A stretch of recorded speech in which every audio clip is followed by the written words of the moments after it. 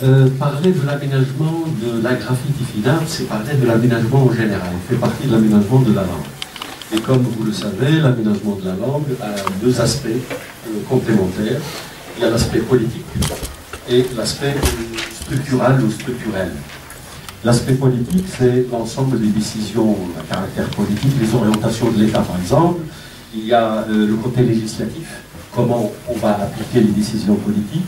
Il y a le domaine de l'enseignement, qui sont les lois, comment on va enseigner cette langue, sa place dans le système éducatif, dans la promotion sociale, dans les concours, etc.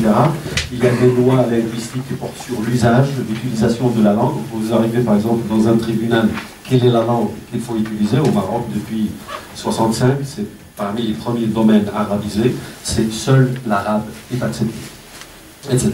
Et il y a l'aspect technique. L'aspect technique, c'est, quand on prend la langue, il y a l'écriture d'abord, la graphie, qui est l'alphabet, et l'orthographe. Mais quand on parle d'alphabet, bien sûr, il y a le lexique, il y a la grammaire, etc. Je laisse de côté ces éléments-là. Quand on parle de la graphie, il y a aussi les deux aspects. Le choix de la graphie, c'est un choix politique. Ce n'est pas un choix technique. Et je vais en parler. Donc je vais aborder dans cette communication en parlant de l'aménagement de Tifinagh, du contexte politique du choix de la graphie Tifinagh comme graphie officielle pour noter la langue amazigh. C'était en 2003. Normalement c'est le dernier semestre de 2002, mais la décision c'est janvier-février 2003. Janvier c'est fin janvier, c'est le conseil d'administration de l'ERCAM qui a fait sa proposition parce qu'il a un pouvoir consultatif. Et début février, c'est le cabinet royal qui a approuvé la décision, la proposition de l'ERCAM, et le Tamazigh est devenu, ou le Tifinagh est devenu graphie officielle. Deuxième aspect, c'est l'aspect technique. Quand on veut aménager une graphie, quelles sont les étapes à suivre? Et là, bon, l'ERCAM n'invente rien, il suffit de voir un peu ce qui se passe dans le monde. Je vais passer en revue les axes, le choix des graphèmes, l'ordre alphabétique, l'épellation des graphèmes, l'orientation de l'écriture, etc. Alors pour le contexte politique du choix de la graphie Tifinagh, on peut rappeler les étapes de l'évolution de la question amazigh au Maroc. Il y a au moins 4 étapes. La première étape s'étend de 1930, parce que c'est là où le problème amazigh s'est posé au Maroc, où la question amazigh s'est posée comme question politique, avec ce que vous connaissez, ce qu'on appelle le Dahir berbère. Le mouvement national a profité de cette occasion pour diaboliser un peu la question amazigh, et ça a duré jusqu'en 1994. Il n'y a aucune réaction officielle pour dire non, l'amazigh, c'est pas le diable, c'est pas un élément de séparation, c'est un élément qui peut renforcer un peu l'unité nationale. Mais face à cette diabolisation et cette négation, il y a l'émergence et le renforcement d'un mouvement culturel amazigh, comme vous le savez. Et là, bon, ça coïncide malheureusement avec nous, pas pour nous, ça coïncide avec le Dahir berbère ou l'interprétation d'un certain Dahir berbère. C'est un Dahir portant sur l'organisation de la justice coutumière. La sécurité de l'État. La sécurité de l'État, l'État était en train de se construire, donc tout élément qui sort un peu de l'idéologie centrale est pervers pour l'État central, donc il essaye de faire avec. Il y a le mouvement panarabiste qui était très fort à l'époque et personne ne pouvait réagir face à ce mouvement-là. Et pourtant, le mouvement culturel amazigh a réussi en utilisant un langage vague, de type culture populaire, la reconnaissance des cultures et des langues populaires, etc. Et d'ailleurs, toutes les associations nées ou fondées à cette époque ne portaient pas l'étiquette berbère ou amazigh. C'était des appellations vagues, de type l'AMREC, Association marocaine de recherche et d'échange culturel, la nouvelle association pour les arts et pour jamais berbère. À partir de des années 70, 1994, c'est là où on assiste à un changement d'attitude et un changement de politique. La deuxième étape, c'est la reconnaissance symbolique. C'est 94. Pourquoi 94? C'est là où Hassan II, à l'époque, le roi du Maroc à l'époque, avait fait un speech officiel sur l'intérêt des dialectes. Il n'a pas nommé l'amazigh. Il n'a pas nommé le berbère. Il a dit que le débat actuel porte sur l'intérêt des dialectes. Les dialectes font partie de notre patrimoine, il faut s'y intéresser. On peut même les enseigner pendant les 2 premières années. Et on va voir après le résultat de ce type d'orientation. Mais il y avait beaucoup de résistance de la part des mouvements panarabistes et islamistes. Tout ce qu'on a réussi à obtenir pendant cette période, c'est un journal télévisé en amazigh et une charte nationale d'éducation et de formation en 1999. La charte nationale dit ceci à propos de l'amazigh: maîtriser la langue arabe, maîtriser les langues étrangères et s'ouvrir sur l'amazigh.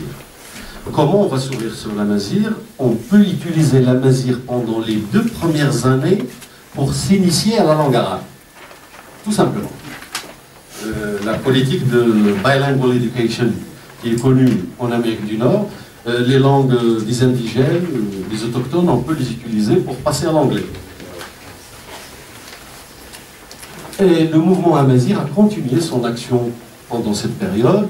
La 3e étape, c'est la reconnaissance officielle royale. C'est le roi actuel, Mohamed VI, en 2001, quand il a décidé de reconnaître officiellement l'amazigh. Et là, ça s'appelle la langue amazigh, al-lugha al-amazighiya. Et cette étape, cette décision a duré jusqu'en 2011 avec son flou. Je vais revenir un peu sur ça. Malheureusement, cette reconnaissance officielle n'a pas été accompagnée d'assises juridiques. Sur le plan législatif, on n'a que le discours du roi, tout simplement. Il y a la loi sur la création et l'organisation de l'ERCAM, l'Institut royal de la culture amazigh, qui a commencé en 2002, fin 2002. L'enseignement de l'amazigh qui a commencé en 2003 au Maroc. La création d'une télévision amazigh en 2010, janvier 2010. Alors, les problèmes qui se sont posés au niveau de l'ERCAM, au niveau de l'enseignement et au niveau de la télévision amazigh ont un caractère juridique, tout simplement. Par exemple, l'enseignement. L'enseignement, le roi a décidé de reconnaître l'amazigh, le ministre de l'Éducation nationale de l'époque a décidé d'intégrer l'enseignement de l'amazigh, mais sans créer de poste budgétaire. Donc on va prendre les enseignants qui sont au niveau du primaire, qui maîtrisent la langue amazigh, qui parlent la langue, qui ont l'amazigh comme langue maternelle, et on va leur faire une petite formation, et ils vont se charger de l'enseignement de l'amazigh.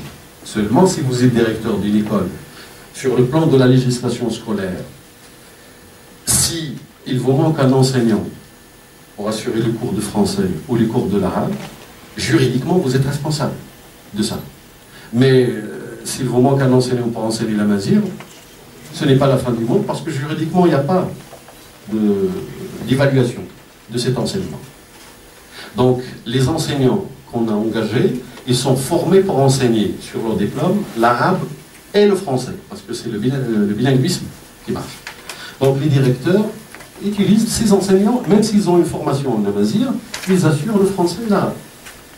Ce qui fait la généralisation de l'amazigh n'a pas eu lieu, ni sur le plan horizontal, ni sur vertical, ni sur le plan horizontal. Sur le plan horizontal, qu'est-ce que le ministère à l'époque a proposé, de l'Éducation nationale a proposé une généralisation progressive.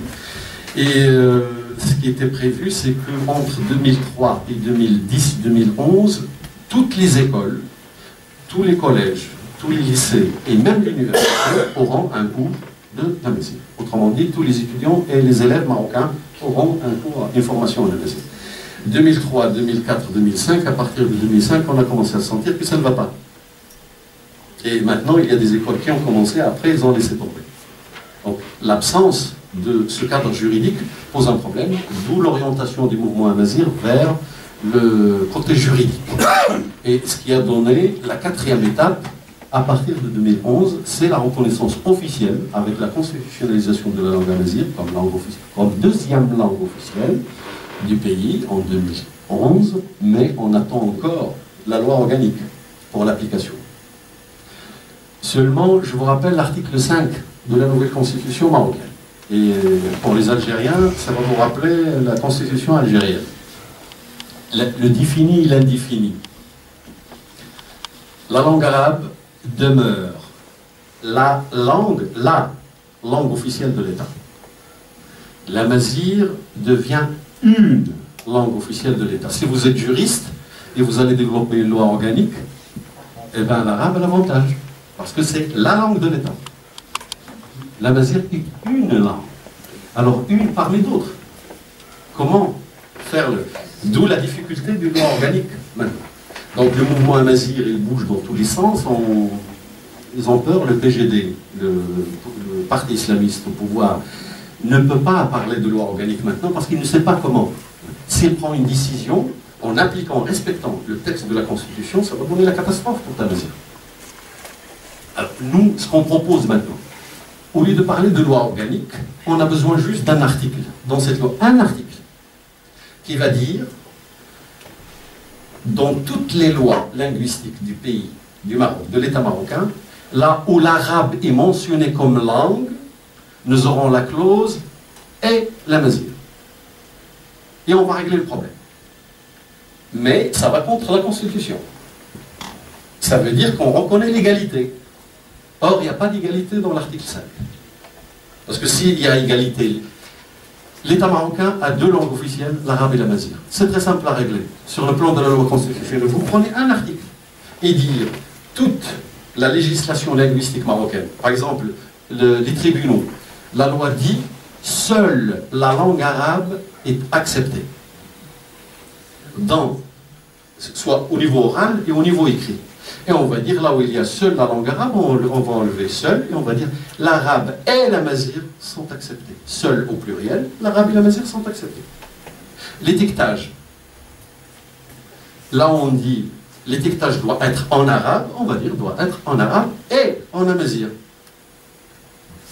Mais cette solution va contre le contenu de la Constitution. Alors ça, c'est en gros l'évolution de la question au Maroc. Et une remarque, pour ceux qui n'ont pas suivi un peu l'évolution de la vie politique au Maroc, pourquoi 1994, il y a un changement au Maroc? Parce qu'on voit que c'est à partir de 1914 que il y a plusieurs éléments. D'abord, la dynamique du mouvement amazigh, aussi bien au niveau national qu'au niveau international, parce que 1914, ça coïncide avec la naissance du Congrès mondial amazigh. Et 1994 coïncide. Alors, le Congrès mondial amazigh, politiquement, on peut dire, c'est quoi? Quel est son pouvoir? Mais sa création, politiquement, est significative. C'est sa création qui est significative, pas son pouvoir. Parce qu'on peut dire, ok, l'unité du monde arabe, l'union du monde arabe, est-ce qu'il a un pouvoir politique? Mais symboliquement, il a un pouvoir. Comment ces Amazirs-là, qui sont un peu dispersés, ont réussi à monter un groupe transnational? Ça, c'est le premier point au niveau international. Au niveau national, pour la première fois, il y a la création d'une centaine d'associations Amazigh avec une connotation claire. Association Amazigh ceci, association TADA cela. C'est fini le passé de type association marocaine de recherche et d'échange culturel. C'est la connotation, elle est claire. Troisième élément qui est important, c'est la coordination nationale. Quatrième élément important, et je crois que c'est l'un des éléments les plus importants pour résoudre le problème, c'est la relève du pouvoir au Maroc. Parce que c'est en 94-95 que Hassan II a appris qu'il était gravement malade et il s'est dirigé vers la gauche pour se réconcilier avec la gauche et assurer la relève. Parce que si la gauche reste dans l'opposition, c'est très grave. Et le mouvement Amazigh a profité de cette ouverture vers la gauche pour démocratiser la société, etc. Et surtout pour garder les équilibres pour son fils. Et c'est là où le changement est venu. Et depuis, ça n'a pas arrêté jusqu'à la constitutionnalisation de la langue amazigh en 2001. Maintenant, la question de Tifinagh, quand est-ce qu'il s'est posé? Avant de parler de quand est-ce qu'il s'est posé, Tifinagh, quand on dit quelle graphie pour la langue amazigh, les trois alphabets, surtout les deux qui étaient en concurrence majeure, c'est la graphie latine et la graphie arabe. Sur le terrain, c'est tout ce qu'on entendait. La graphie arabe, il y a une tradition depuis le Moyen-Âge. Mais malheureusement, les mouvements panarabistes et les mouvements islamistes n'ont jamais pris en charge cette tradition. Au contraire, tout ce qui est amazigh a été rejeté. Pas uniquement les anciens documents, type Aouzal et tout ça, mais même les publications des années 60. Mistawi, il sort un petit recueil de poèmes, écrit en caractère arabe sans problème, et pourtant il a été attaqué. Qu'est-ce que vous voulez faire de cette langue-là? Tedouin l'oral amazigh, écrire la langue amazigh. Ça sert à quoi? Donc le mouvement panarabiste était contre l'amazigh, peu importe la graphie qu'elle utilise. Mais le latin, on a toute une tradition depuis le 19e siècle. Tifinagh, on a quelques traces, quelques essais, et généralement, la valeur est symbolique. Au Maroc, par exemple, la revue Amazigh. Il a utilisé, et parfois on voit que c'est écrit à la main, parce qu'il n'y avait pas de machine et tout ça. Mais pour des raisons symboliques, c'est les articles de fond, c'est surtout en français et en arabe. Tifinagh, quand il écrit, c'est pour des raisons symboliques. Mais ce problème s'est posé en 2002-2003. 2002, juillet, on a commencé à l'ERCAM, et la première chose à régler était, on va écrire l'amazigh avec quel... Et on sait que techniquement, les trois graphies peuvent être utilisées. Rien que pour une note d'histoire, pour quelqu'un qui veut être scientifique, il n'y a pas de caractère arabe, caractère latin, caractère tifinagh. Il y a une tradition méditerranéenne, probablement, ou certainement, phénicienne, que toutes les civilisations ont essayé d'adapter. Les Grecs, les Romains, et après les Arabes. Et on a des traces même sur le plan géométrique. Certaines lettres présentent encore des similitudes. Si vous écrivez en arabe L, le est ouvert comme ça, changez d'orientation, ça va vous donner un L en latin. Le K phénicien, c'est un triangle. Les Grecs et les Romains, ils ont ajouté une barre verticale, ça a donné K. Les Arabes, ils ont ajouté une barre horizontale, ça a donné un Kaf. Même l'ordre alphabétique. K, L, M, N, Kaf, Lam, Mim, Nun. Ce n'est pas un hasard. L'alphabet méditerranéen commence avec A et termine avec Z. On va dire oui, mais le caractère arabe, non. Le caractère arabe, non. Pourquoi? Pour des raisons de ressemblance géométrique. Avant Z, il y a Y. Y, s'il y a les Arabes, comme Z ressemble à Ra, R avec un point, avec une diacritée, ils l'ont déplacé à côté de Ra. Ra, Zay. Et le Y est resté à la fin. Donc pour nous, pour les scientifiques en général, graphie latine, graphie arabe, graphie... Mais, n'empêche, sur le plan technique, oui. Mais sur le plan symbolique, c'est ce qu'on va voir. Sur le plan symbolique, le débat sur les graphies en Méditerranée a pris une dimension religieuse. Le monde chrétien, c'est la graphie latine. Le monde musulman, c'est la graphie arabe. D'où la problématique de la Turquie. Le jour où il a décidé de changer de la graphie arabe vers la graphie latine, au nom de ce qu'on appelle la laïcité. Une graphie n'est ni religieuse ni laïque. Ça dépend de la valeur qu'on lui donne. Et dans le bassin méditerranéen, il a une valeur religieuse. Alors, tout ce débat va ressortir en 2002. Les imazirs n'étaient majoritairement pour le caractère latin. Les autres, les panarabistes et les islamistes, étaient pour le caractère arabe. Comment résoudre le problème? Et la décision, on sait qu'elle vient du palais. S'il opte pour le caractère latin, ça veut dire qu'il a donné raison au mouvement islamiste, et au mouvement amaziriste.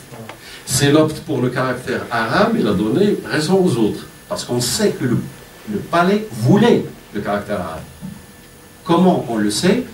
Le premier texte, le premier dahir, portant création et organisation de l'ERCAM, il y avait un article la langue amazigh s'écrit en caractère arabe. Shafiq avait demandé d'enlever cet article, sinon ça va créer un problème. Personne n'intégrera l'ERCAM. Et cet article a été enlevé. Et pour la première fois de l'histoire du Maroc, un dahir royal qui négociait avec les concernés. Voilà. On sait que le caractère arabe était privilégié au palais. Mais la guerre, après la confrontation sur le terrain, a donné naissance à quelque chose d'autre. Donc Tifinagh, qui était à la marge, parce qu'il était symbolique, il était présent. Comme caractère, elle était... Mais généralement, tout le monde est d'accord pour la valeur symbolique et identitaire. Mais sur le plan pratique, on sort des arguments de type... alors, le mouvement Amazigh. Écrire l'Amazigh avec le caractère latin, c'est s'ouvrir à l'universalité. Il n'y a pas d'universalité. La preuve, beaucoup de langues africaines sont écrites en caractère latin, ils sont en train de mourir. La force d'une langue vient de la force de la communauté. Les sociolinguistes le savent. Il ne vient pas de la force du caractère. Une langue minoritaire, l'hébreu, il a choisi aussi pour des raisons religieuses un caractère spécifique, et pourtant c'est une langue vivante, une langue forte. Parce que la communauté est forte, ce n'est pas le caractère. Donc, sociolinguistiquement, peu importe ce qu'on a choisi, ça dépend de la force de... techniquement, n'importe quel caractère, parce que scientifiquement, les caractères viennent de la même origine. Mais l'idéologie a fait qu'on doit choisir, et dans cette confrontation entre les tenants du caractère latin, les tenants du caractère arabe, que Tifinagh a été proposé comme sortie de secours. Alors, maintenant, les participants au débat, il y a les amazighistes, les islamistes et les panarabistes, les enjeux du débat sur la graphie, c'est surtout, on ne parle pas de la science, on ne parle pas de l'histoire, on parle surtout de l'identité et les attitudes vis-à-vis de la mazirité. Les islamistes disent, vous appartenez ou vous n'appartenez pas au domaine arabo-islamiste. Si vous appartenez à ce domaine, donc le caractère arabe, parce qu'il faut rester musulman. D'où le problème de la laïcité. On a accusé les Amazighs de laïcité. Et quand on dit laïcité chez nous, c'est l'équivalent d'athéisme. L'ilmania, pour un islamiste, ne veut pas dire être neutre. Vous ne reconnaissez pas l'islam. Et dans ce débat-là, comme je l'ai dit, Tifinagh a servi au palais de sortie de secours avec une valeur symbolique et identitaire. Maintenant, la décision est prise. Quelqu'un qui est chargé d'aménager la langue, est-ce qu'il va dire « Ah non, non, je ne suis pas d'accord ». Ok, la décision est prise, il faut aménager cette langue. Alors maintenant, techniquement, comment on va aménager une graphie comme Tifinagh? Alors, l'aménagement de la graphie Tifinagh, comme dans n'importe quelle langue, il faut commencer, avant de parler de graphie, de lettres, d'alphabet, il faut d'abord commencer par définir les sons fonctionnels. On veut noter quoi? Dans ma langue, quels sont les sons que je dois d'abord noter? C'est pas parce qu'il y a un « ve » en latin que je vais l'intégrer. Est-ce que j'ai besoin de « ve » ? Est-ce que j'ai besoin de « peu » ? Est-ce que j'ai besoin d'un « a » long, d'un « a » bref, etc. Donc il faut définir les sons fonctionnels.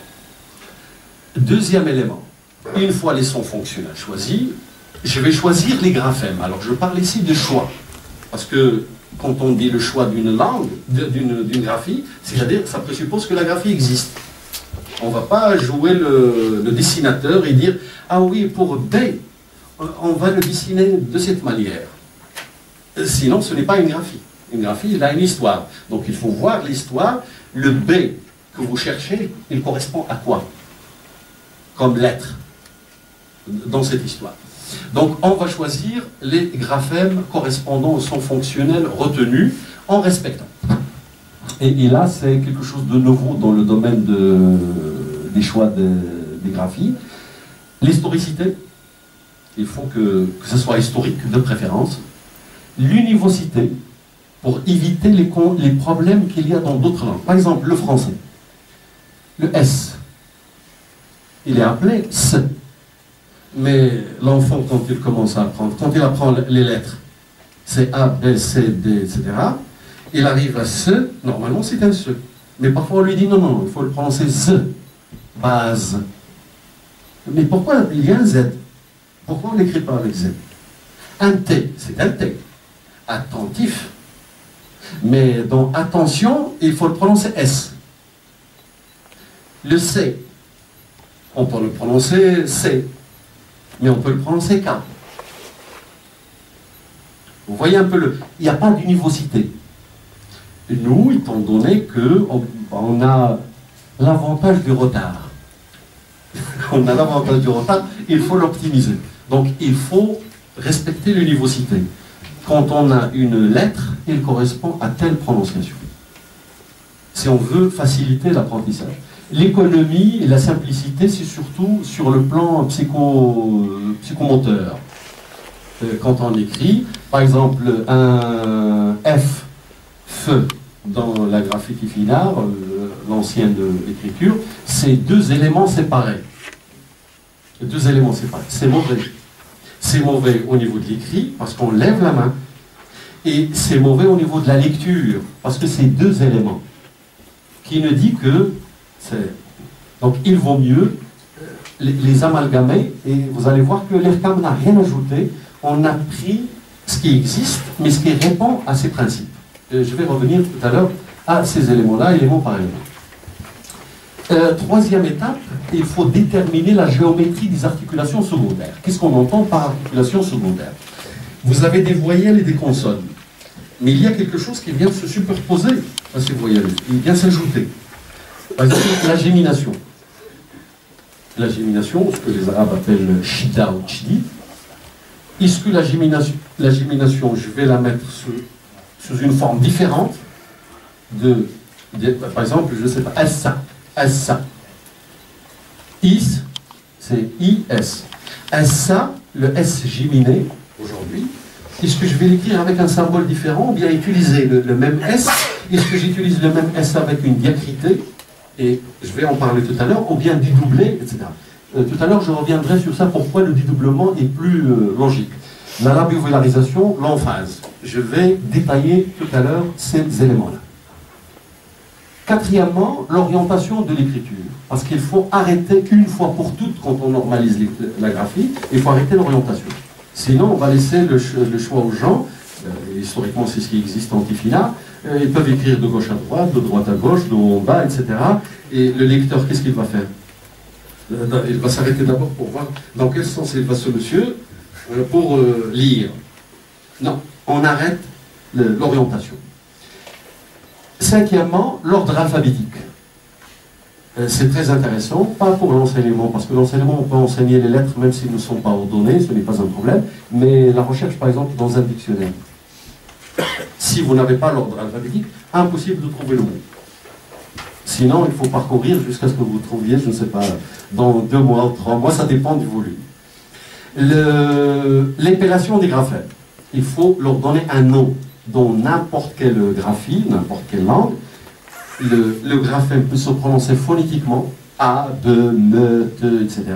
Comme il peut avoir un nom. M, c'est un nom pour le me en français. Mime, c'est un nom qui correspond à me en arabe. Donc l'amazir doit avoir un nom pour appeler le graphème. Il y a les signes de ponctuation, les chiffres et les symboles logiques. C'est obligatoire. Pourquoi? Parce que quand on écrit, on n'utilise pas uniquement des lettres. Il y a des signes de ponctuation, le point, virgule, etc. Les chiffres, quels chiffres on va utiliser? Les symboles logiques, quand vous avez moins, égal, plus, etc. Et quels sont les symboles qu'on va utiliser? Et enfin, mettre la graphie finale en rapport avec les outils informatiques. Alors, je vais passer en revue ces éléments-là, les sons fonctionnels. Alors, en amazigh marocain, qu'est-ce qu'on a fait? On a pris les systèmes phonologiques. Chez les rifains, qu'est-ce qu'il y a comme éléments phoniques ou phonétiques, etc. Tamazigh du Moyen Atlas, le centre, et Technet. On compare, il y a des éléments stables. Le me, on le trouve partout, sans changement.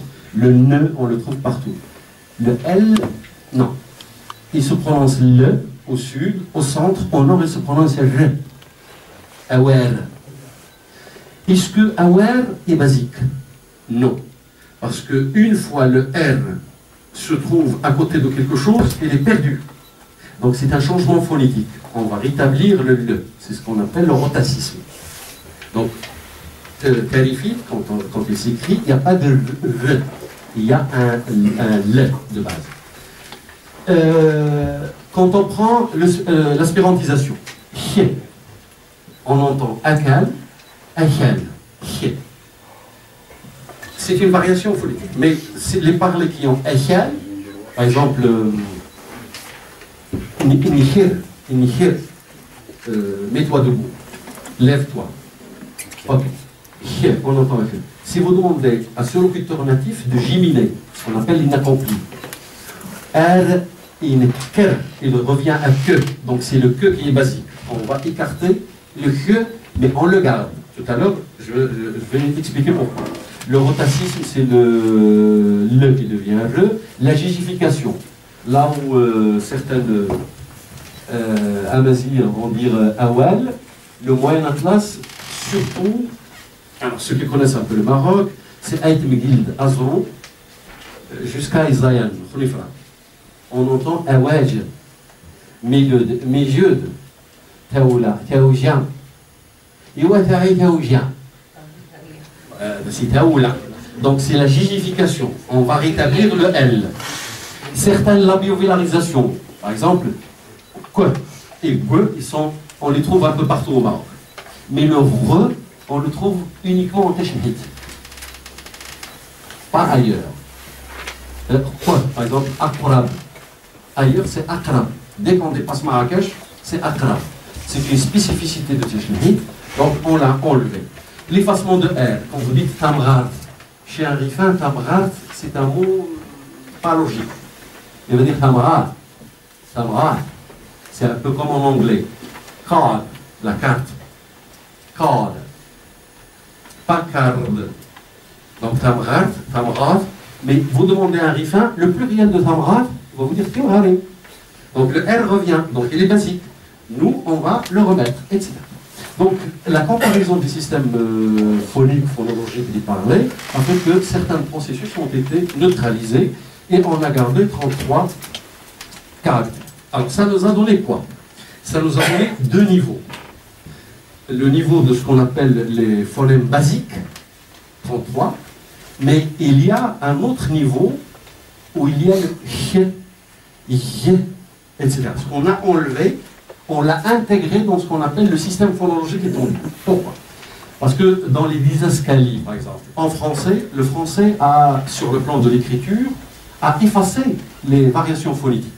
On ne les sent pas dans l'écriture, on les sent dans l'oral, au niveau de l'oral. Vous voulez écrire une pièce théâtrale, où quelqu'un prononce à la manière, je ne sais pas, marseillaise. L'écrit ne vous donne pas la possibilité de représenter ces spécificités. Alors, vous allez écrire selon la norme française, unique, et vous allez mettre entre parenthèses, prononcer à. Et à vous d'imaginer cette prononciation. Et nous, pour éviter ça, il y a les caractères spéciaux. C'est-à-dire ce qu'on a enlevé, on ne l'a pas enlevé définitivement, on l'a mis au niveau des caractères spéciaux, on peut l'utiliser pour l'écriture. C'est-à-dire le rifin qui prononce Tamrat, il y a possibilité d'écrire Tamrat.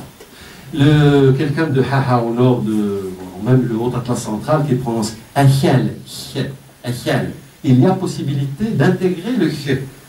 Et là, on n'a pas besoin de dire à la manière de tel ou la manière de tel. Au niveau de l'écriture, on peut, mais ce n'est pas le clavier. Ce sont les caractères spéciaux, c'est-à-dire ce n'est pas le système de base. C'est le système secondaire. Voilà. Et ça engage l'homologation de Tifinagh après. Alors, maintenant, on a défini 33 caractères de base avec 12 caractères secondaires. On va choisir les graphèmes. Et en respectant, comme je l'ai dit tout à l'heure, les principes de l'historicité, de l'énivocité, d'économie et de simplicité. On va commencer par... On n'invente rien. On va commencer par chercher. J'ai 33 caractères de base, 12 caractères secondaires, 12 sons, pardon. 33 sons fonctionnels de base et 12 sons secondaires. Je cherche dans la littérature, dans l'histoire de Tifinagh, qu'est-ce que, par exemple, pour mettre B, qu'est-ce qu'il y a en fait? Je relève tous les symboles. Alors, qu'est-ce qu'il y a? Et il y a le libyque occidental. Le libyque occidental, c'est-à-dire le nord du Maroc et la partie est de l'Algérie. Nord. Le libyque oriental, c'est la Tunisie et la partie ouest, la partie est de l'Algérie. Le libyque occidental, c'est la partie ouest de l'Algérie et le Maroc, le nord du Maroc, et il y a le saharien, le libyque saharien ou le tifinagh saharien. Ça, c'est ce qui est ancien. Il y a les néo-tifinagh, l'Académie berbère. Donc, on établit la liste. Le B, comment il est monté en libyque? Donc, on ne va pas réinventer l'histoire, parce qu'on peut un spécialiste va me dire, et qu'est-ce qui vous dit que le B s'écrivait comme ça? Je n'ai pas à chercher. Mais quand je relève, par exemple, chez Anoto, chez Galland, chez Foucault, que au Prasseux, le B s'écrivait de cette manière-là, je garde ce B. Il s'écrivait autrement dans telle région, je le garde. Parfois, on a jusqu'à une dizaine de symboles. Pour choisir le symbole qui répond à l'historicité, on va dire quel est le plus ancien. Par exemple, l'Académie berbère, on sait que les années 60. Donc il a fait la première. Salim Chakir, il a établi, c'est les années 90. Fous le Fous, Arabia Ouer Benelux. Ça, c'est nouveau. Je vais voir d'abord les anciens, qu'est-ce qu'ils proposent. Mais parfois, les anciens, ce qu'ils proposent ne va pas, ne colle pas avec les principes que j'ai énoncés. Par exemple, les deux points. On me dit que c'est un OUE. Mais parfois, on peut l'utiliser comme OU. Mais l'enfant doit savoir, en lisant, est-ce que c'est un OU ou c'est un OUE? Je dois décider. Deuxièmement, les deux points me posent un problème. Il y a le problème de l'univocité, il y a le problème d'économie. Les deux points, je vais les utiliser pour OU, mais je vais les retrouver au niveau de la ponctuation, le discours direct. Donc ça, c'est à éliminer. Chez les Touaregs, même jusqu'à maintenant, c'est 4 points superposés verticalement. Les 4 points superposés verticalement, esthétiquement, il y a un problème. C'est parce que d'abord, on lève la main. Sur le plan de la psychomotricité, 4 points. Le T, c'est 3 points alignés horizontalement. Ça, on l'a écarté. Mais on a écarté aussi le 0 avec une barre oblique qui me donne l'ensemble vide. Si je le note comme E, comment je vais noter l'ensemble vide? Le jour où je vais enseigner les mathématiques avec Tamazir. Est-ce que je vais dire c'est un E ou c'est un ensemble vide? Donc, il vaut mieux choisir dès le départ. Donc, en appliquant les principes d'historicité, d'univocité, d'économie et après avoir établi la liste, on procède par élimination pour garder un seul élément pour assurer l'univocité. Un graphème, un son. Alors, là, je vais choisir les graphèmes qui répondent au principe énoncé. Le cas de E, par exemple, et s'écrivait de cette manière-là, l'Académie berbère, ça, on ne peut pas le retenir, au moins pour le Maroc, parce qu'il est revenu. Je vais vous montrer tout à l'heure ce qui a été homologué au niveau de l'ISO international. Cet ensemble vide a été retenu. Et je vais vous expliquer pourquoi. Ce qu'on a retenu, c'est le deuxième, avec une barre verticale qui ne dépasse pas le cercle. Au moins, c'est clair, je ne se confond avec rien. Deuxième élément, le feu, c'est non lié, deux parties. Parce qu'il ne faut pas oublier que la deuxième partie, c'est un me pour l'enfant. Une partie, c'est me, une deuxième partie ne correspond à rien. Comment on va lui dire, non, non, il y a une partie qui va... Non, non, les deux parties, quand ils se rencontrent, c'est un feu. Quand il n'y a pas la première partie, c'est un me. C'est très complexe. On a trouvé que la proposition de Fous et Arabia Ouer est beaucoup plus pratique, avec un tiret entre les deux symboles, et ça nous donne un seul bloc, un seul élément. Donc pour l'univocité et la simplicité, c'est clair. Les signes de ponctuation, le A, on a préféré ce que Arabia Ouer Benelux a proposé. Les cercles, pas les points. Parce que le cercle, on sait que ce n'est pas un point. Les deux cercles superposés, c'est OU, ce n'est pas deux points d'explication. Et les deux points, les deux cercles séparés par une barre, c'est un E. Alors que si vous mettez point, point et une barre, ça va donner divisé, le symbole de la division. Donc là où il y a confusion, on l'a éliminé. Alors, maintenant, il y a des symboles qui manquent. Soit on ne les a pas trouvés, soit les symboles proposés ne correspondent pas, ne respectent pas les principes. Donc on va compléter la liste. Parmi les éléments, ce qu'on va appliquer, c'est les principes typographiques et géométriques anciens. Vous savez que Tiefinard s'écrivait dans plusieurs sens. S'écrivait de haut en bas, de bas en haut, de gauche à droite, de droite à gauche, etc. Et en fonction de l'orientation de l'écriture, il y a ce qu'on appelle la rotation des lettres. Et c'est comme ça qu'on peut décoder certains messages en Tiefinard. Par exemple, le M. Généralement, quand il s'écrit de gauche à droite, le M s'ouvre dans le sens de l'écriture. Quand on trouve un M ouvert dans l'autre sens, donc celui qui a écrit, ou celle qui a écrit, il a écrit de droite à gauche. Quand il s'ouvre en bas, c'est-à-dire qu'il a choisi l'orientation au bas, etc. Donc le principe de l'orientation, on peut l'intégrer. Il nous manquait un l'aïn. L'aïn. Comment on va l'écrire?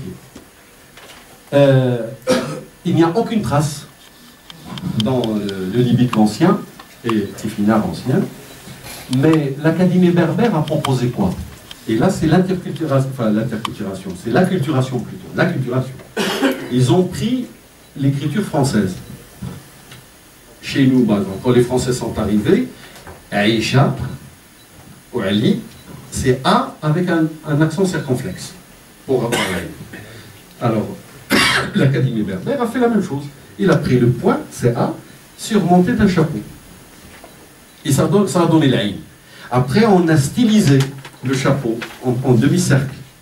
Après, on a mis une barre pour avoir différentes formes de l'ail. Pour nous, c'est une forme qui n'est pas du tout esthétique. Et on a appliqué, c'est là où il y a l'innovation. On a pris rin,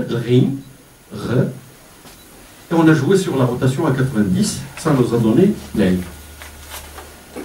C'est le seul symbole où il y a un effort d'innovation. Et en plus, ça ne vient pas des chercheurs de l'ERCA. Ça vient de notre prophète Amazir, Jouhadi, qui a traduit le Coran. On a fait appel à lui, on lui a dit, comment tu imagines? Il a dit, bon, il y a la rotation.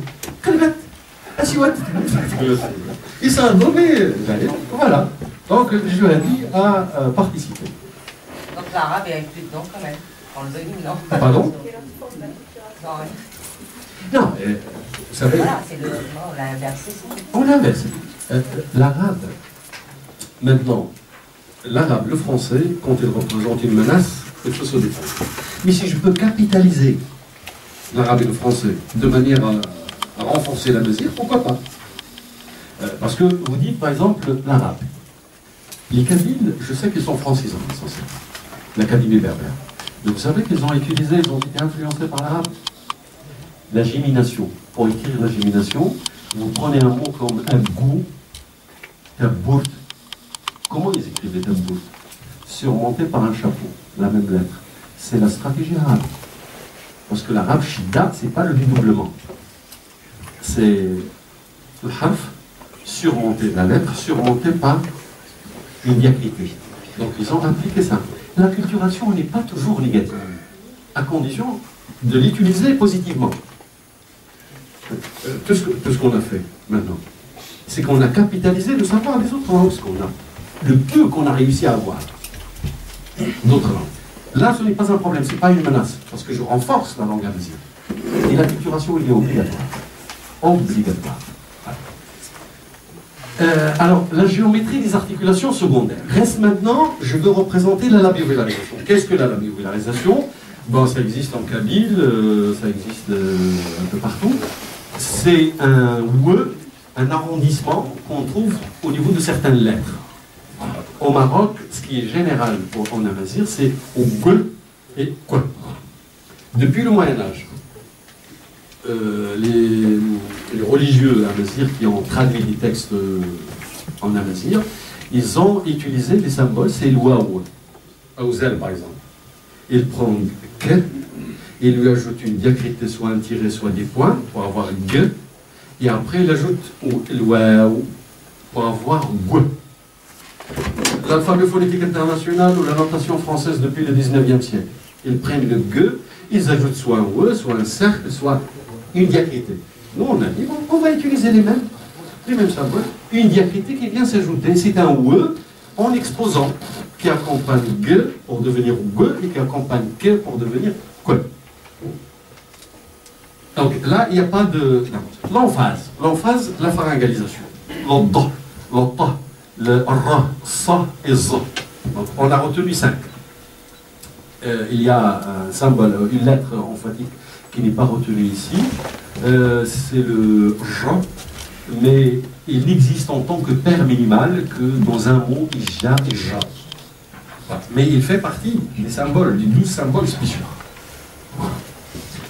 Alors maintenant, comment on est arrivé à ce résultat? À mettre un tiret ici, ajouter un autre tiret là, ajouter un tiret oblique vers le bas pour avoir un tiret oblique vers le haut pour avoir ça, et on a mis une ceinture, un Z, pour avoir Z. Quand on examine les deux lettres historiques, le D, ça c'est ancien, et le T, on a compris que les anciens amazirs, pour écrire l'emphase, ils ajoutent un tiret. Un tiret, parce que le symbole de base pour cette région-là était le D, pas le me. Et il était toujours ouvert, pas dans le sens de l'écriture, dans le sens opposé de l'écriture. Donc ils ont ajouté ce tiret pour avoir D à partir de D, qui est là. Et ils ont pris le D, ils ont ajouté un autre tiret ici pour avoir le T. Et depuis longtemps, ils étaient des phonéticiens, les Amaziens qui ont écrit. Parce que le D et le T, ce n'est qu'une gémination de D en amazigh. Le D arrête pas. Et on a encore des traces partout. Donc pour eux, D et T ne sont pas différents. Donc ils ont pris le D, ils ont ajouté un tiret oblique, un tiret vertical, pour avoir le T. Donc on a pris ces tirets et on les a généralisés. Voilà. Une barre oblique vers le bas pour R, une barre oblique vers le haut pour S, et une barre horizontale pour le Z. Alors le français n'a pas de problème parce que l'emphase et les phonétiques, quand on dit table par exemple, on n'entend pas tête, on entend pas. Sable, on entend ça. Mais c'est pas phonologique en français. Ça dépend de la voyelle. Chaque fois que vous avez T suivi de A ou suivi de O, par exemple, il a tort, pas il a tort. Il a tort, la table, le sort, le sable. Donc ça ne dépend pas de la consonne en français, ça dépend de la voyelle. Si vous avez I, non, tiré, on ne peut pas prononcer pas. Ciré, on ne peut pas prononcer. Donc le I, le U, sur, par exemple, il ne provoque pas l'emphase. Donc c'est la voyelle qui est à la base de l'emphase, pas la consonne. En arabe, en amazigh, non. En arabe, taba, taba, c'est différent. Alors les Arabes, comment ils ont fait? Et là encore, l'acculturation, le savoir, le peu d'arabe qu'on a, le peu de savoir qu'on a sur l'arabe, on va le capitaliser. Les Arabes, tout ce qui est emphatique, c'est un cercle, un grand cercle. En fait, une forme ovale. Si c'est resté à la base, telle qu'elle est, c'est sad. Et à partir de sad, on fabrique le reste. On ajoute un point, c'est da. On ajoute un tiret, c'est ta. Un tiret, un point, c'est ra. Donc, l'emphase est stable en arabe. Donc, nous aussi, il faut qu'on crée quelque chose qui est stable. C'est ce tiret-là pour pouvoir. Et là, la capitalisation des autres cultures. Voilà. La gémination. La gémination, quand on prend les langues européennes, où la gémination est attestée. Parce que le français, il a perdu la fonction de la gémination. D'accord?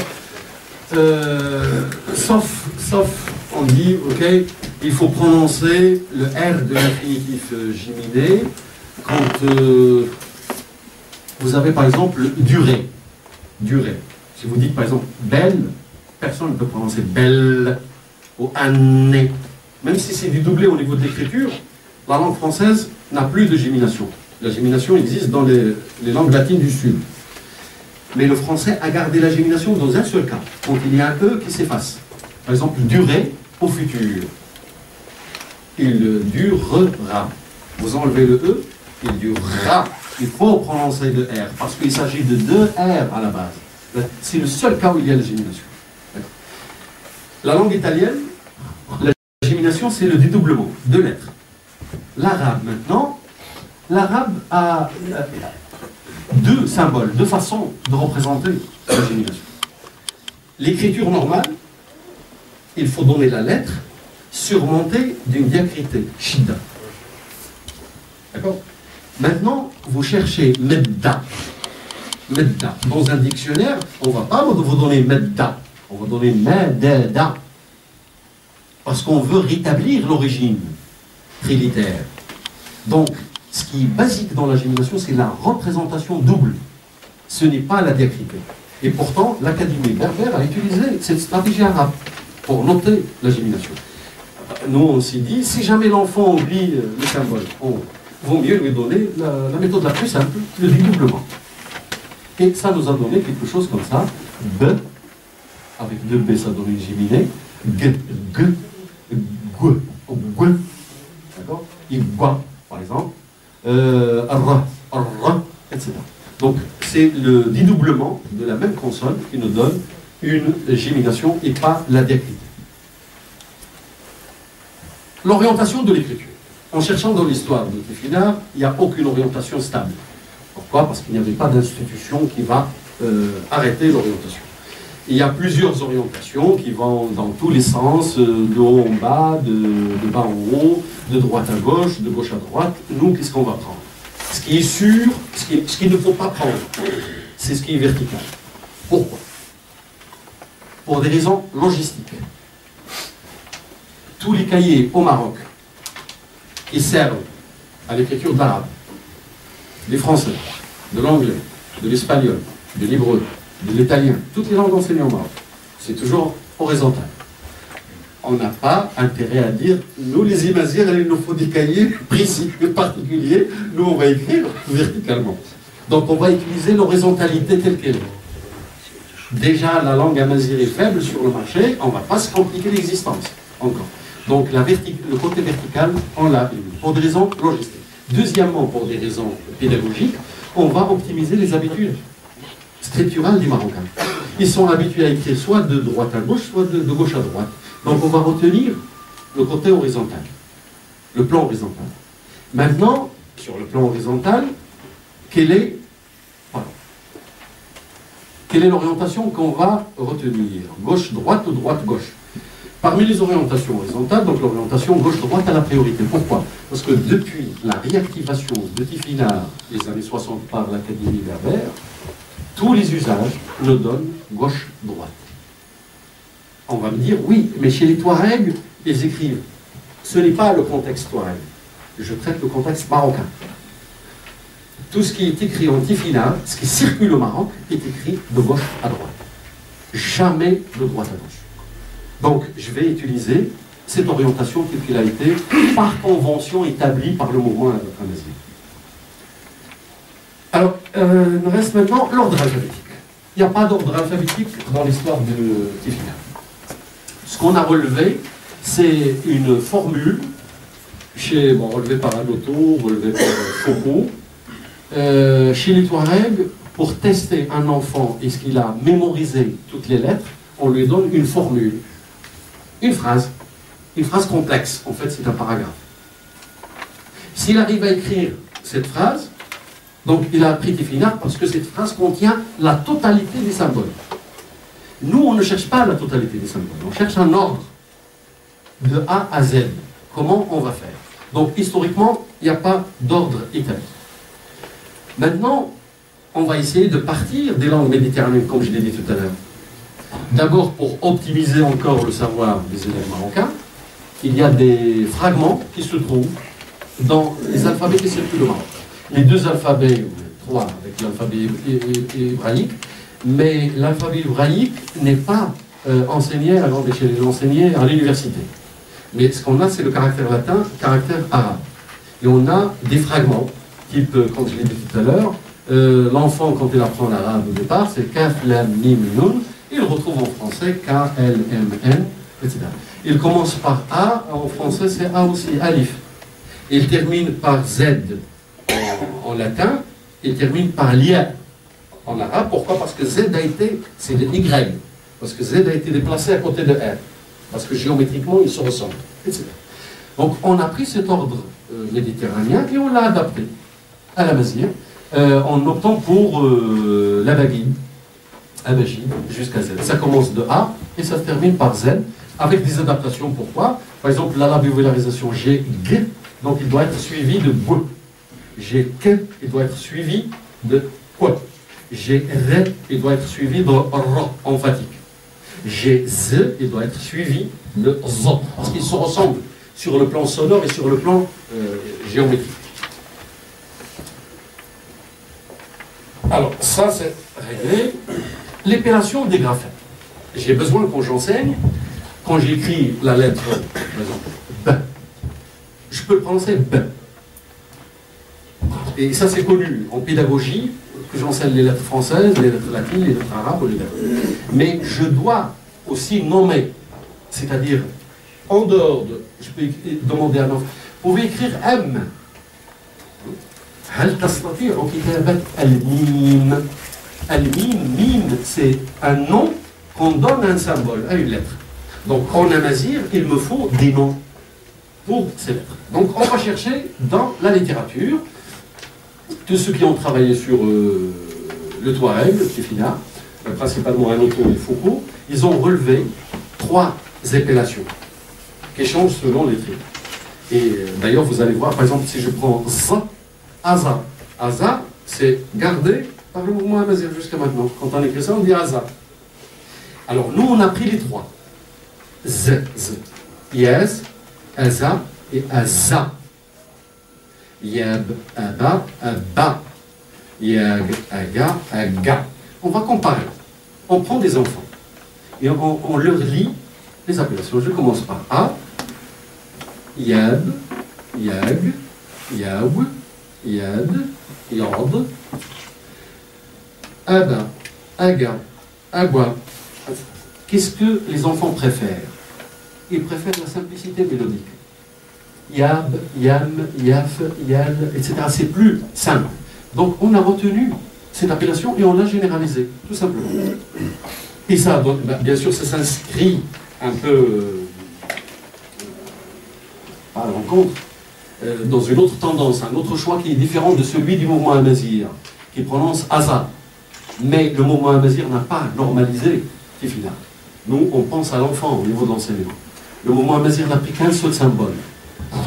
D'accord? Et quand on a testé cette appellation, cette épellation, au niveau de... c'est lourd pour l'enfant. Il préfère Yaz, Yam, Yab, Yag, etc. parce que c'est simple, métriquement. Donc on a retenu ça et on l'a généralisé. Ça nous a donné Ya, Yab, Yab, Yab, Yad, Yad, etc.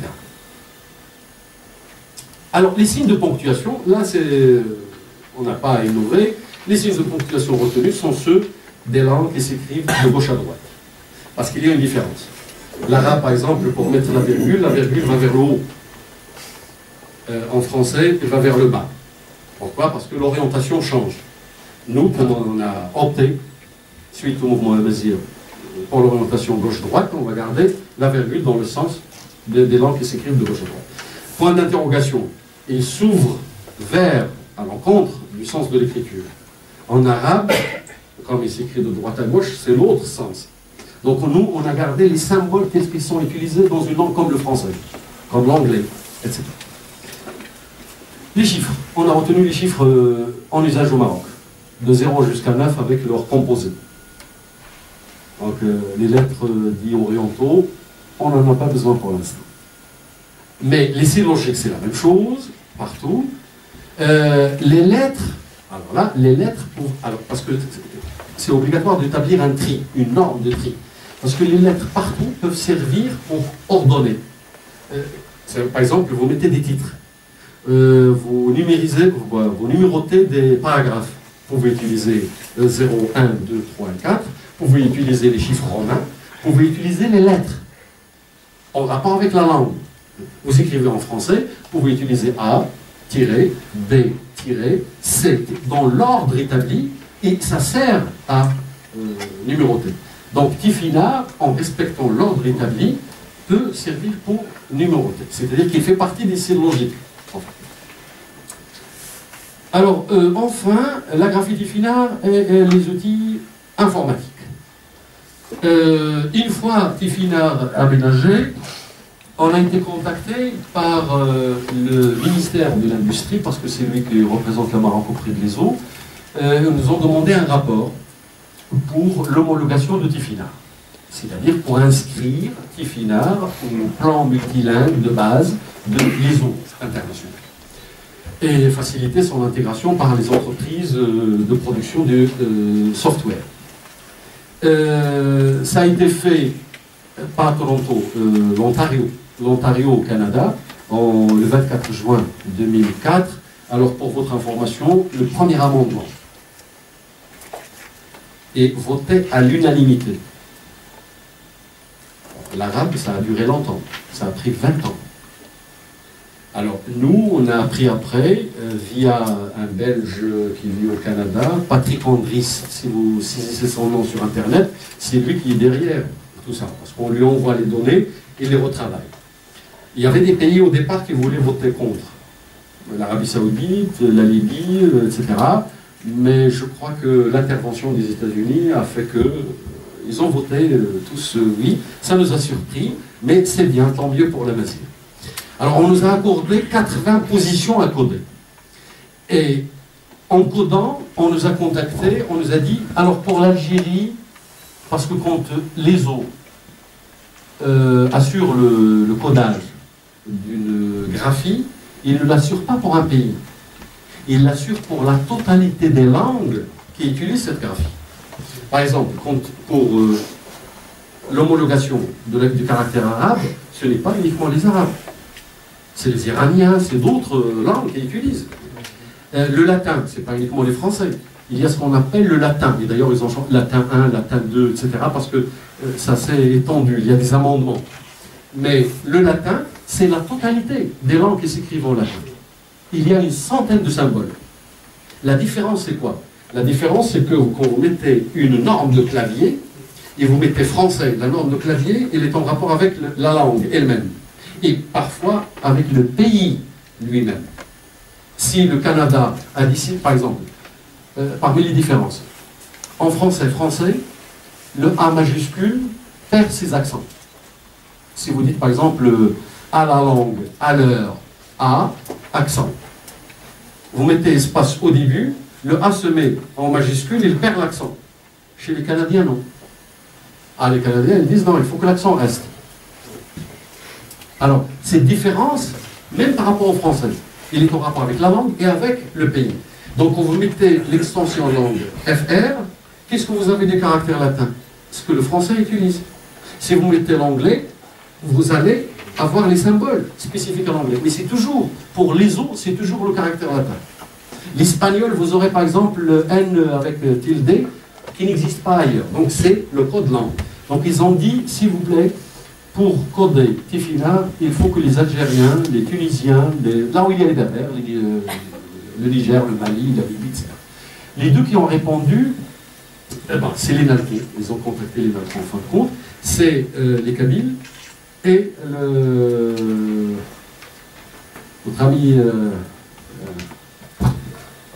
notre ami Touareg qui est à l'Inalco. Arali. Donc on lui a demandé, est-ce que ces symboles proposés pour le Maroc répondent à ce que vous imaginez comme graphique Tifinagh chez vous. Il a ajouté certains symboles. L'autre groupe Kabyle a ajouté d'autres symboles. Ils ont pris le tout, ça a donné 55 symboles. Et ils ont codé ces 55, et comme on a eu le droit à 80 emplacements, ils ont meublé les 55, les 25 qui restent, c'est pour les amendements futurs. Si un jour Tifinagh est officiel quelque part dans un pays, où le Maroc a décidé d'ajouter d'autres symboles, il ne faut pas fermer. Sinon, ils seront obligés de créer Tifinagh 2. Et c'est coûteux. C'est coûteux pour les industriels. Parce qu'il faut changer complètement de programme.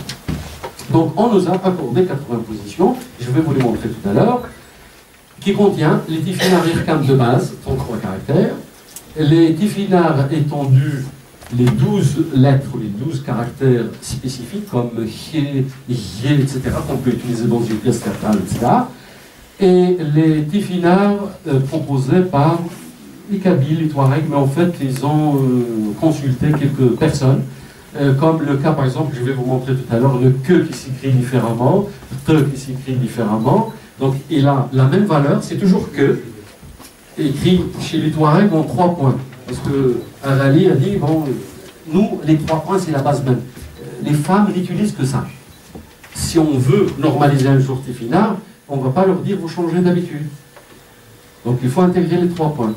Le te, c'est 3 points, mais alignés, horizontalement. Le he, c'est 4 points alignés verticalement. Donc il a fait des propositions pour l'instant. Mais comme il y a d'autres positions, d'autres emplacements vides, on peut augmenter le nombre. Mais il y a des symboles qui sont particuliers. Par exemple, le dje. Je vais vous en parler tout à l'heure. C'est un sablier. Ça, c'est la proposition de l'Académie berbère qui a été reprise. Cette proposition a été reprise par Sem Cheki. Il dit, bon, le dje pour nous, si les Marocains ont décidé d'écrire le dje en 2 lettres, de et je, c'est leur problème. Mais nous, on a un symbole qui est intégré dans la tradition, il faut l'encoder. Donc, ils l'ont retenu. Le nye, chez les Touaregs, il a nye. Ça, c'est une influence africaine. Nye, imbe. Mais il a un symbole particulier. Alors, et le Maroc a proposé, je peux prendre encore 2-3 minutes. Okay. Le Maroc a proposé pour compléter ça, une norme de tri qui est valable pour le Maroc pour l'instant. C'est vrai, le tri est intégré, comme on va le voir tout à l'heure dans la norme internationale, mais quand je mets Maroc, tifinagh, Maroc, je n'aurai que les symboles marocains. Donc il faut que le tri soit établi. Donc ça a été fait par le Maroc, bien sûr en respectant le tri de l'ESO. Je crois que c'est 14 904. Et une norme de clavier. Ça c'est national et ça a été proposé. Maintenant, brièvement, voilà ce qui a été codé à l'ESO international. Ça c'est le bloc tifinagh, U plus 2. Voilà les 2, D, 30. 30 c'est quoi? C'est ce zéro-là. 31, 32. Il y a 16 œils, 16 glyphes par liste. Alors ça va de 2030 jusqu'à 203F, 2D40 jusqu'à 2DF, etc. Donc c'est ça le code, Unicode. L'ISO c'est plutôt TFNG pour tifinagh. Donc le symbole qui est utilisé à l'ISO c'est TFNG. Le code Unicode, pardon? Utilisé par l'UNESCO. Non, ISO. International Standardization Organization, l'Organisation internationale de normalisation. Pourquoi il y a l'Unicode aussi? Parce que l'Organisation internationale de normalisation de standardisation, il s'intéresse à tout. Du plastique à n'importe quel. L'Unicode s'intéresse à la graphie. C'est le pendant industriel au niveau de l'écriture de l'ISO. Unicode. On n'appelle pas des normes ISO. Les normes ISO. Mais seulement ISO, il s'intéresse aux aéroports, aux écoles, je ne sais pas quoi, l'architecture, le plastique, l'industrie. Mais dans le domaine de l'écriture, c'est surtout l'Unicode qui s'occupe de ça avec l'ISO. Alors, maintenant, voilà les symboles utilisés. Ce que vous voyez là, par exemple, alors, je vous donne le détail, brièvement. Alors, ça va de 2D30, il y a A, il est unique. Donc, il est utilisé par tout le monde. B, Yab, ça c'est Avril, Avril. Qu'est-ce qu'on a fait ici? On a pris le B, la rotation à 80 degrés, ça nous donne une barre oblique, mais ça ressemble à E. Il faut garder la barre horizontale. Et après, ça nous a donné un plus à l'intérieur. G, Yag, J, J, Ehru, Ehru. Ça, c'est un symbole spécifique, l'Académie berbère. Je sais que les Kabyles tiennent à ça. Pour nous, le dj n'a pas besoin d'un symbole. C'est une combinaison entre D et j. Mais il y a ceux qui ont tenu à ça. Et ils ont ajouté aussi un autre dj. Parce qu'il est attesté chez les Touaregs. D, avec rotation, ça nous donne D. Do, avec rotation, ça nous donne V, etc., etc., etc. Voilà. Par exemple, le que. Alors, le que proposé retenu par l'ERCAM, c'est ça, parce que c'est ce qui a été proposé par l'Académie berbère, mais les Touaregs tiennent à ces 3 points. Donc, Unicode l'a intégré. Il y a ce ch. Qu'est-ce qu'on a fait? C'est le que avec rotation, pour représenter le ch. Echel, par exemple. Il a 3 représentations. Le E de l'ERCAM, le E de l'Académie berbère et le E Touareg. Voilà. Et il n'y a pas de confusion du tout. On va dire oui, c'est une. Mais c'est international. Ce qui est national, c'est la norme du clavier et du tri. Dès que je mets Maroc, je n'ai plus les symboles kabyles et les symboles Touareg. Je n'ai que les 33 symboles du Maroc de base et avec 12 symboles supplémentaires au niveau des caractères spéciaux. Donc on règle le problème parce que Tifinagh c'est un tout et la norme nationale trie ce qui est national. Deuxièmement, les eaux internationales, ils ne codent pas les sons. Ils ne codent pas les sons. Ils codent les lettres, les glyphes.